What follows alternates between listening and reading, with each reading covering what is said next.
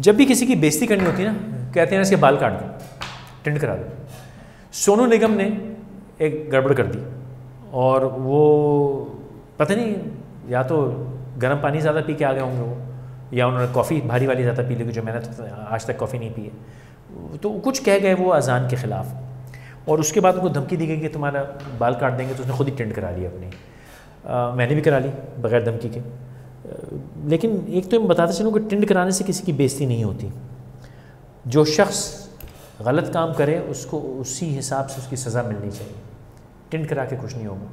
सोनू निगम ने जो बात की वो अक्कासी करती है इस वक्त की इंडिया में प्रीडोमिनेंट जो सोच है इस्लाम और मुसलमानों के ख़िलाफ़, ये उसकी अक्कासी करती है। इस मौके पे, इस ज़माने में जबकि वहाँ पे मुसलमान औरत को कब्र से निकाल के उसका रेप किया जा रहा हो, जहाँ पे उनके जो उनके रिलीजियस लीडर्स हैं वो इस्लाम और मुसलमानों के ख़िलाफ़ इतनी घिनौनी बातें कर रहे हो, जहाँ पे मुस्लिम हिंदू जो कंट्रोवर्सी है पक रही हो, ऐसे मौके पे सोनू निगम जो कि एक आर्टिस्ट है, मशहूर रीज़नेबल आदमी है, ऐसी बात करके उसने या तो वाकई वो दूसरी जगह पे फ्लोट कर रहा था, कह गया। अगर वो ऐसा था तो उसको अगली सुबह माफ़ी मांग लेनी चाहिए थी। वो कहता है यार सॉरी, मैंने पी रखी थी, गलती हो गई। उसने ये भी नहीं किया। तो क्या उसके दिल में ये बात थी? क्या उसने छेड़खानी के लिए बात की? हो सकता है, विच इज़ हाईली अनफॉर्चुनेट। जिस मुल्क में लोग गाय के पेशाब पे एक दूसरे को मार रहे हों, और खैर उन लोगों से मैं क्या तवक्को करूं जो कि गौमूत्र पीते भी हैं, नहाते भी हैं, उसको सिरिंज में लगा के इंजेक्शन की तरह भी लेते हैं। आई डोंट नो उनसे किस तरह बात की जाए, दे स्ट्रेंज पीपल।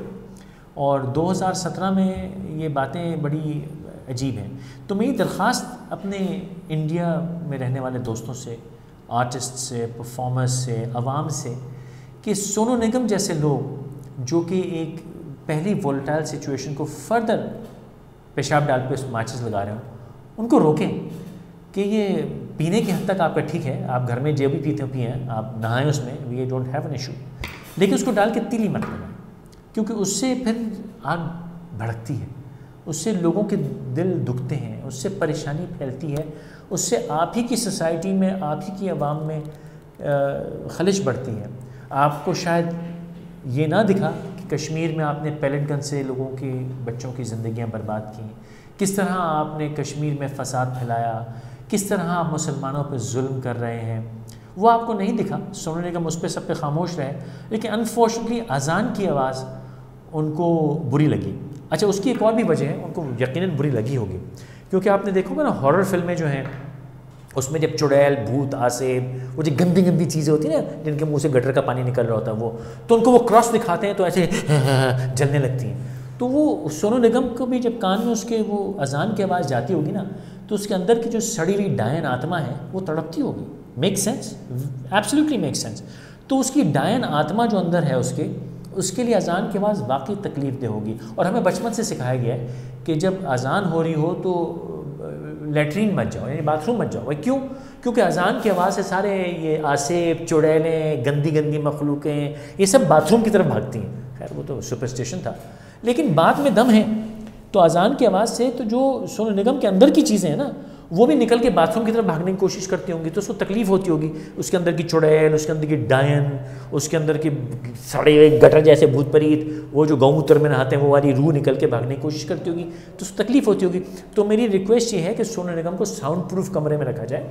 वैसे तो पैडेड वॉल्स भी हो तो उसमें कोई हर्ज नहीं है, और वो ऐसे स्ट्रेट जैकेट भी होती है वो, लेकिन वो ना करना चाहें तो कम से कम साउंड प्रूफ हो, ताकि यकीनन वो बेचारा सख्त अजियत में आ जाता होगा। और वैसे बहुत से लोग हैं जो अजान की आवाज़ से अजियत में आ जाते होंगे। तो प्लीज़ सोनू निगम को माफ़ कीजिए, उसके ख़िलाफ़ आप खलिश मत रखिए। उस बेचारे की मजबूरी है, उसके अंदर का जो आसेब है वो अजान की आवाज़ से वाकई तड़प उठता होगा। यूट्यूब चैनल सब्सक्राइब करना ना भूलिएगा, और जब सब्सक्राइब करेंगे तो घंटी उसको क्लिक कर लीजिएगा, और घंटी से आपको सिर्फ नोटिफिकेशन मिलेगी। सोनू निगम भी क्लिक कर सकते हैं, क्योंकि उसमें से अजान की आवाज़ नहीं आएगी।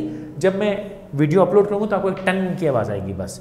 अजान से मत डरिए, हम मुसलमान और तमाम दुनिया के बादशाह लोग अजान की आवाज़ से उनकी रूह को तस्कीन पहुँचती है, जो गंदी रूह होती है उसको अजियत पहुँचती है। तो वो कीजिएगा, अपने कमेंट्स फीडबैक दीजिएगा, इंशाल्लाह उनको शामिल किया जाएगा। Thank you.